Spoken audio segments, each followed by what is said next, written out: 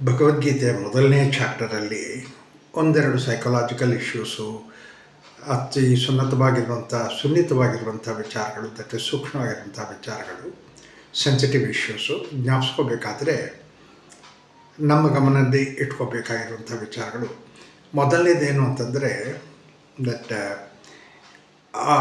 ಈ ಒಂದು ಡಿಸ್ಕ್ರಿಪ್ಷನ್ ಇದೆಯಲ್ಲ, ತತಃ ಶಂಕಾಶ್ಚ ಭೇರ್ಯಶ್ಚ ಪಡಮಾನಕ ಗೋಮುಖಾಹ, ಈ ಒಂದು instruments that are used in the battle field ಅದನ್ನು ಡಿಸ್ಕ್ರೈಬ್ ಮಾಡಿದಾಗ ಅದರಲ್ಲಿ ನೋಡಿ ಈ ಇನ್ಸ್ಟ್ರೂಮೆಂಟ್ಸನ್ನು ಯುದ್ಧ ಉತ್ತೇಜನ ಮಾಡಬೇಕಾಗಿರುವಂಥ ಒಂದು ಇನ್ಸ್ಟ್ರೂಮೆಂಟ್ಸ್, ನಮ್ಮಲ್ಲಿ ಆ ಜೋಶ್ ತರಬೇಕಾಗಿರುವಂಥ ಇನ್ಸ್ಟ್ರೂಮೆಂಟ್ಸ್. ಯೂಶ್ವಲಿ ನಾವು ಈ ಮಿಲಿಟ್ರಿ ಮಾರ್ಚು ಅದು ಇದು ಆದಾಗೆಲ್ಲ ನೋಡ್ತಾ ಇರ್ತೀವಿ, ಅದಕ್ಕೆ ಘೋಷ್ ಅಂತ ಹೇಳ್ತಾರೆ, ಅದನ್ನು ನಮ್ಮ ಉತ್ತೇಜನ ಮಾಡುವಂಥದ್ದು. ಸೊ ಒಂದು ಯುದ್ಧದ ಒಂದು ಅಟ್ಮಾಸ್ಫಿಯರ್ ಕ್ರಿಯೇಟ್ ಮಾಡೋಕ್ಕೋಸ್ಕರ ಭಗವದ್ಗೀತೆಯಲ್ಲಿ ಈ ಶ್ಲೋಕಗಳನ್ನು ಅಷ್ಟು ಬ್ಯೂಟಿಫುಲ್ಲಾಗಿ ಸೇರಿಸಿದ್ದಾರೆ. ಎರಡನೇ ವಿಚಾರ ನಾವು ತುಂಬ ಸಿಂಪಲಾಗಿ ತೊಗೋಬೇಕಾಗಿರುವಂಥದ್ದು, ಧೃತರಾಷ್ಟ್ರ ಹೇಳುವಾಗ, ಸಂಜಯನ ಕೇಳುವಾಗ, ಮಾಮಕಾಹ ಪಾಂಡವಾಶ್ಚೈವ ಕಿಂ ಕುರ್ವತ ಸಂಜಯ, ಧರ್ಮಕ್ಷೇತ್ರೇ ಕುರುಕ್ಷೇತ್ರೇ ಸಮವೇತಾಯುತ್ಸವಃ ಮಾಮಕಾಹ ಪಾಂಡವಾಶ್ಚೈವ ಕಿಂ ಕುರ್ವತ ಸಂಜಯ. ಇದು ಧರ್ಮಕ್ಷೇತ್ರ ಮತ್ತು ಕುರುಕ್ಷೇತ್ರ. ಕುರುಕ್ಷೇತ್ರ ಕರ್ಮಕ್ಷೇತ್ರ, ಕರ್ಮ ಮಾಡುವಂಥದ್ದು, ಮತ್ತು ಯುದ್ಧ ಆಗಬೇಕಾಗಿರುವಂಥದ್ದು ಧರ್ಮದಕ್ಕೋಸ್ಕರ ಯುದ್ಧ.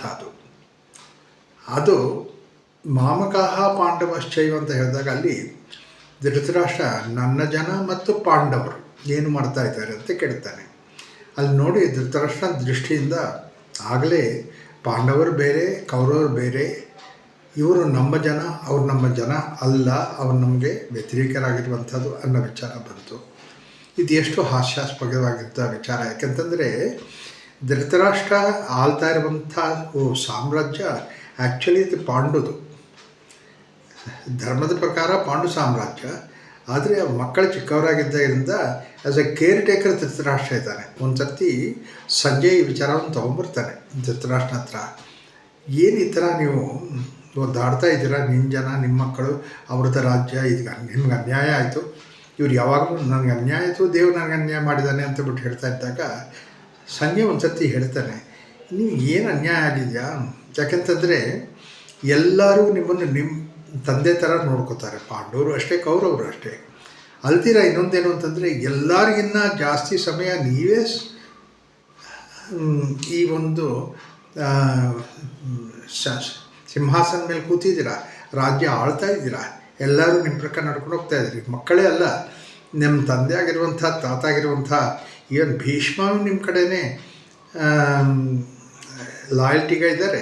ಇಷ್ಟೆಲ್ಲ ಆದಮೇಲೆ ಇನ್ನೂ ಯಾಕೆ ಒದ್ದಾಡ್ತಾ ಇರ್ತೀರ ಅಂತಂದರೆ ಆವಾಗ ಧೃತರಾಷ್ಟ್ರ ಹೇಳಿರೋ ಮಾತೇನು ಅಂತಂದರೆ, ಅಯ್ಯೋ ಇದು ನನ್ನ ಕಿರೀಟ ಆಗಿರುವಂಥ ತಲೆ ಮೇಲಿದ್ದರೆ ನಾನು ಹೆಮ್ಮೆಯಾಗಿ ಇಟ್ಕೋಬೋದು, ಇದು ಬೇರೆಯವ್ರ ಕಿರೀಟ ನನ್ನ ತಲೆ ಮೇಲೆ ಇರೋದ್ರಿಂದ ಇದು ಭಾರವಾಗಿ ಹೊತ್ತಾ ಇದ್ದೀನಿ ಅಂತ ಹೇಳ್ಬಿಟ್ಟು ಎಷ್ಟು ಮೂಢವಾಗಿರುವಂಥ ವಿಚಾರ ಹೇಳ್ತಾರೆ. ಆದರೆ ಆ ಧೃತರಾಷ್ಟ್ರ ಮನಸ್ಸಲ್ಲಿ ನಾನು ನನ್ನ ಜನ, ಪಾಂಡವರು ಬೇರೆ ಜನ, ನನ್ನ ವ್ಯತಿರೇಕರು ಅನ್ನೋ ಭಾವನೆ ಇದೆ. ಈ ಭಾವನೆಯಿಂದ ಧೃತರಾಷ್ಟ್ರ ಇದ್ದಾಗ ಆನ್ ದಿ ಅದರ್ ಸೈಡ್ ಈ ಅರ್ಜುನನ ವಿಷಾದ ಬಂದಿದ್ದು. ಯಾಕೆಂತಂದರೆ ಎರಡೂ ಕಡೆ ನಮ್ಮ ಜನನೇ ಇದ್ದಾರೆ, ನಮ್ಮ ಜನನೇ ಸಾಯ್ತಾರೆ. ಇದರಲ್ಲೇ ಗೊತ್ತಾಗುತ್ತೆ ಧರ್ಮದ ದೃಷ್ಟಿ ಯಾರ ಕಡೆ ಐತೆ, ಅಧರ್ಮದ ದೃಷ್ಟಿ ಯಾರ ಕಡೆ ಐತೆ, ಎಲ್ಲನೂ ಸೇರಿಸ್ಕೊಳ್ಳಿರುವಂಥ ದೃಷ್ಟಿ ಯಾರ ಕಡೆ ಐತೆ, ಸಪ್ರೇಟ್ ಮಾಡಿರುವಂಥ ದೃಷ್ಟಿ ಯಾರ ಕಡೆ ಐತೆ ಅನ್ನೋದು ನಮಗೆ ಕ್ಲಿಯರಾಗಿ ಗೊತ್ತಾಗುತ್ತೆ. ಇದು ಸೂಕ್ಷ್ಮವಾಗಿರುವಂಥ ವಿಚಾರ ಭಗವದ್ಗೀತೆಯಲ್ಲಿ ನಮ್ಗೆ ಕಾಣ್ಬಿಡುವಂಥದ್ದು. ಇನ್ನೊಂದೇನು ಅಂತಂದರೆ ಈ ಕಡೆಗೆ ಬರೋಷ್ಟೊತ್ತಿಗೆ, ಫಸ್ಟ್ ಚಾಪ್ಟರ್ ಕಡೆಗೆ ಬರೋಷ್ಟೊತ್ತಿಗೆ ಅರ್ಜುನನಿಗೆ ಎಷ್ಟು ಸಂಕಟವಾಗತ್ತೆ ಅಂತಂದರೆ, ಅಹೋಬತ ಮಹತ್ಪಾಪಂ ಕರ್ತುಂ ವ್ಯವಸಿತಾವಯಂ ಯದ್ ರಾಜ್ಯ ಸುಖ ಲೋಭೇನ ಹಂತುಂ ಸ್ವಜನಮುದ್ಯತ. ರಾಜ್ಯ ಸುಖ ಲೋಭದಿಂದ ಅದಕ್ಕೆ ನಾವು ಹೊಲಹಾಕಿ, ಅದಕ್ಕೆ ನಾವು ತಲೆ ಹೋಗಿಸಿ, ರಾಜ್ಯ ಸುಖ ಲೋಭೇನ ಹಂತುಂ ಸ್ವಜನಮುದ್ಯತ, ನಮ್ಮ ಜನ ಯಾರಿದ್ದಾರೋ ಅವನ ಯುದ್ಧದಲ್ಲಿ ನಾವು ಸಾಯಿಸ್ತಾ ಇದ್ವಿ ಅಂತ ಹೇಳಿಬಿಟ್ಟು ಅರ್ಜುನ ಹೇಳ್ತಾನೆ ಕೃಷ್ಣನ ಹತ್ರ. ಅದು ಎಷ್ಟು ಮಿಸ್ಅಂಡರ್ಸ್ಟುಡ್ ಸ್ಟೇಟ್ಮೆಂಟ್ ಅನ್ನೋದಕ್ಕೆ, ಇದು ಧರ್ಮಕ್ಷೇತ್ರ, ಧರ್ಮಕ್ಕೋಸ್ಕರ ಬಂದಿರುವಂಥದ್ದು, ಅದನ್ನು ನೆಲವರ್ಸ್ಕೋಸ್ಕರ ಬಂದಿರುವಂಥದ್ದು. ಇದರಲ್ಲಿ ಯುದ್ಧದಲ್ಲಿ ಎಲ್ಲಿನೂ ರಾಜ್ಯ ಸುಖ ಲೋಭ ಅನ್ನೋದು ಎಲ್ಲಿ ಬಂದೇ ಇಲ್ಲ. ಬಿಗಿನಿಂಗಿಂದ ಇವ್ರದ್ದೇ ರಾಜ್ಯ ಇದು, ಇದನ್ನು ಅಕ್ರಮವಾಗಿ ಅವ್ರು ತೊಗೊಂಡಿದ್ದಾರೆ, ಇದನ್ನು ವಾಪಸ್ ತೊಗೊಳಕ್ಕೋಸ್ಕರ ಮಾಡ್ತಾ ಇರುವಂಥ ಯುದ್ಧ. ಇದನ್ನು ಕೃಷ್ಣ ನೆಗೋಸಿಯೇಷನ್ ಟೈಮಲ್ಲಿ ತುಂಬ ಕ್ಲಿಯರ್ ಮಾಡ್ತಾನೆ. ಏನು ಅಂತಂದರೆ, ನೀವು ಕೌರವರ ಹತ್ರನೂ ಹೇಳ್ತಾನೆ, ಪಾಂಡವರ ಹತ್ರನೂ ಹೇಳ್ತಾನೆ ಕೃಷ್ಣ, ನೀವು ಯುದ್ಧ ಮಾಡ್ತಾ ಇಲ್ಲ, ಅವರು ನಿಮ್ಮನ್ನು ಯುದ್ಧ ಕರೀತಾ ಇದ್ದಾರೆ, ನೀವು ಅದಕ್ಕೋಸ್ಕರ ಯುದ್ಧ ಮಾಡ್ತಾಯಿದ್ರೆ ಗೆಲುವು ನಿಮ್ಮದು, ಯಾಕಂತಂದರೆ ಧರ್ಮ ನಿಮ್ಮ ಕಡೆ ಇದೆ. ಅದೇ ರೀತಿ ಗೌರವ ಹತ್ರ ಹೋದಾಗ್ಲೂ ಕೃಷ್ಣ ಅದನ್ನೇ ಹೇಳ್ತಾನೆ ಕೌರವರನ್ನು, ಪಾಂಡವರು ನಿಮ್ಮ ಕಡೆ ಯುದ್ಧಕ್ಕೆ ಬಂದಿಲ್ಲ, ನೆಗೋಸಿಯೇಷನ್ಗೋಸ್ಕರ ಬಂದಿದ್ದಾರೆ, ಆದರೆ ನೀವು ಅವ್ರ ಯುದ್ಧಕ್ಕೆ ಹೆಚ್ಚು ಕೊಡ್ತಾ ಇದ್ದೀರಾ, ಅದಕ್ಕೋಸ್ಕರ you will be the loser.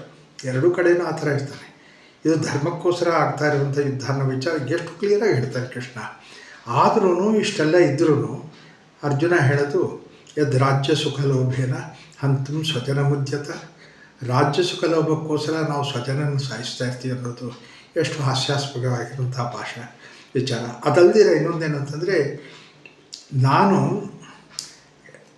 ನನ್ನ ದೃಷ್ಟಿ ಏನಂತಂದರೆ ರಾಜ್ಯದಿಂದ ದೂರ ಹೊರಟೋಗ್ಬೇಕು ಅಂತ ಬಿಟ್ಟು, ಈ ಯುದ್ಧದಿಂದ ದೂರ ಹೊರಟೋಗ್ಬಿಡಬೇಕು, ಕೂತ್ಕೊಂಡು ಧ್ಯಾನ ಮಾಡಬೇಕು, ಯುದ್ಧ ನಿಲ್ಲತ್ತೆ ಅಂತ. ಅಂದರೆ ಅಂಥ ನನ್ನ ಉದ್ದೇಶ, ಒಳ್ಳೆಯ ಉದ್ದೇಶ, ನೀನು ನನ್ನನ್ನು ಯುದ್ಧಕ್ಕೆ ಪ್ರೇರೇಪಿಸ್ತಾ ಇದೆಯಾ ಅಂತ ಬಿಟ್ಟು ಕೃಷ್ಣನಿಗೆ ಹೇಳ್ತಾ ಇದ್ದಾನೆ. ಯಾಕೆ ಕೃಷ್ಣ ಯುದ್ಧಕ್ಕೆ ಈ ಪ್ರಚೋದನೆ ಮಾಡ್ತಾ ಇದ್ದಾನೆ. ಕೃಷ್ಣ ಏನು ಪ್ರಚೋದನೆ ಮಾಡ್ತಾ ಇಲ್ಲ, ಕ್ಲಾರಿಫೈ ಮಾಡ್ತಾ ಇದ್ದಾನೆ. ಆದರೆ ಅರ್ಜುನ ಕೃಷ್ಣನ್ನೇ ಮಿಸ್ಟೇಕ್ ಮಾಡ್ಕೋತಾನೆ. ಕೃಷ್ಣನ ದೊಡ್ಡ ಮನಸ್ಸು ದೊಡ್ಡಸ್ತಿಗೆ ಎಷ್ಟಿದೆ ಅಂತಂದರೆ, ಇಷ್ಟೆಲ್ಲ ಹೇಳಿದ್ರು ಅರ್ಜುನನಿಗೆ ಒಂದು ಸ್ಮೈಲಿಂದ, ಒಂದು ಪ್ರಶಾಂತದಿಂದ ಉತ್ತರ ಕೊಡ್ತಾನೆ, ಎಷ್ಟು ತಾಳ್ಮೆಯಿಂದ ಉತ್ತರ ಕೊಡ್ತಾನೆ. ಅದು ಮುಖ್ಯವಾಗಿ ಗಮನಿಸಬೇಕಾಗಿರುವಂಥದ್ದು. ಯಾಕೆಂತಂದರೆ ಅಲ್ಟಿಮೇಟ್ಲಿ ಕೃಷ್ಣನಿಗೆ ಏನೋ ನನ್ನ ಬಗ್ಗೆ ಅವಮಾನ ಮಾಡಿದ್ದಾನೆ, ಅಸಮಾಧಾನ ಇಟ್ಕೊಂಡಿದ್ದಾನೆ, ಆ ಥರ ಎಲ್ಲ ಮುಖ್ಯ. ಧರ್ಮ ನಿಲ್ಲಬೇಕು, ಧರ್ಮಕ್ಕೋಸ್ಕರ ಯುದ್ಧ ಮಾಡಬೇಕು, ಯುದ್ಧ ನಡಿಬೇಕು. ಮತ್ತು ಅರ್ಜುನ ಬಂದಿದ್ದೇ ಧರ್ಮಕ್ಕೋಸ್ಕರ, ಯುದ್ಧ ಮಾಡೋಕ್ಕೋಸ್ಕರ ಅಂತ ಹೇಳಿಬಿಟ್ಟು ಅದನ್ನು ತಿಳ್ಕೊಳ್ಳೋಕ್ಕೋಸ್ಕರ ಯದ್ ರಾಜ್ಯ ಸುಖಲೋಭೇನ ಹಂತಂ ಸ್ವಜನ ಮುದ್ಯತ ಅಂತ ಹೇಳಿದ ಮೇಲೇನು ಕೃಷ್ಣ ಅರ್ಜುನನಿಗೆ ಕ್ಲಾರಿಫೈ ಮಾಡ್ತಾನೆ, ಯುದ್ಧ ಮಾಡೋದಕ್ಕೆ ಇಂಪಾರ್ಟೆಂಟ್. ಅದಕ್ಕೋಸ್ಕರ ಭಗವದ್ಗೀತೆಯಲ್ಲಿ ಎಷ್ಟು ಇಂಪಾರ್ಟೆಂಟ್ ವಿಚಾರ ಅಂತಂದರೆ, ಧರ್ಮ ಅನ್ನೋದು ಮುಂದೆ ಇದ್ದುಬಿಟ್ಟು ಬೇರೆ ಎಲ್ಲದರ ಹಿಂದೆ ನಡೀತಾ ಇರುವಂಥದ್ದು. ಅದಕ್ಕೋಸ್ಕರ ಧರ್ಮ ಓವರಾಲ್ ವಿಚಾರದಲ್ಲಿ ಇದು ಇಂಡಿವಿಜುವಲ್ ಲೆವೆಲ್ ಧರ್ಮ ಅಲ್ಲ. ಆಮೇಲೆ ಇನ್ನೊಂದೇನು ಅಂತಂದರೆ, ನಮ್ಮ ಜನ ಎಲ್ಲ ಸಾಯ್ತಾರೆ, ವರ್ಣಸಂಕರ ಆಗತ್ತೆ, ಇದೆಲ್ಲ ಹಾನಿ ಆಗತ್ತೆ ಅನ್ನೋ ವಿಚಾರ ಅರ್ಜುನ ಹೇಳ್ತಾ ಇದ್ದಾನೆ. ಆದರೆ ಅದಕ್ಕೋಸ್ಕರ ಯುದ್ಧ ಮಾಡದೇ ಇದ್ದರೆ ಇದನ್ನು ನಿಲ್ಲಿಸ್ಬೋದು ಅಂತ ಕೃಷ್ಣನಿಗೆ ಗೊತ್ತು. ಇದು ಟೆಂಪರರಿಯಾಗಿ ಇದನ್ನು ನಿಲ್ಲಿಸ್ಬೋದೇ ಹೊರತು ಆನ್ ಎ ಲಾಂಗ್ ರನ್ ಕೌರವರು ಗೆದ್ದಾಗ ಅವರ ದೇಶ ಅವ್ರ ಕಡೆ ಹೋದಾಗ ದೇಶ ಏನಾಗತ್ತೆ, ಧರ್ಮದ ಹಾನಿ ಆಗತ್ತೆ ಅಂತ ಹೇಳ್ಬಿಟ್ಟು ಕೃಷ್ಣನಿಗೆ ಗೊತ್ತು. ಅದಕ್ಕೋಸ್ಕರ ಕೃಷ್ಣ ಅರ್ಜುನನಿಗೆ ಫರ್ದರ್ ಕ್ಲಾರಿಫಿಕೇಷನ್ ಕೊಡೋಕ್ಕೋಸ್ಕರ ಹೋಗ್ತಾನೆ. ಅದು ತುಂಬ ಇಂಪಾರ್ಟೆಂಟು ಶ್ಲೋಕ. ಫಸ್ಟ್ ಚಾಪ್ಟರ್ ಎಂಡಲ್ಲಿ ಬಂದಿರುತ್ತೆ. ಅದಾದಮೇಲೆ ಈ ಶ್ಲೋಕ it gives rise to the second chapter and onwards. The whole discussion goes on. ಅದಕ್ಕೋಸ್ಕರ ನಾವು ಭಗವದ್ಗೀತೆಯಲ್ಲಿ ಓದುವಾಗ ದ ಸೈಕಾಲಜಿ ದೃಷ್ಟಿಯಲ್ಲಿ ಇಟ್ಕೊಂಡು ಹೋಗಬೇಕು. ಮತ್ತು ಇನ್ನೊಂದೇನು ಅಂತಂದರೆ, ಅರ್ಜುನ ಮನಸ್ಸು ಮಾಡಿಬಿಟ್ಟಿದ್ದಾನೆ ಹೋಗಿ ಕಾಡಲ್ಲಿ ಕೂತ್ಕೋಬೇಕು ಅಂತ. ಅದಕ್ಕೆ ಕೃಷ್ಣನ ಅಪ್ಪಣೆ ಕೇಳ್ತಾ ಇದ್ದಾನೆ. He wanted acceptance of Krishna, but Krishna so easily can be guided in that direction, and we should understand that. So let us look into the second chapter, how Krishna proceeds. Namaskara.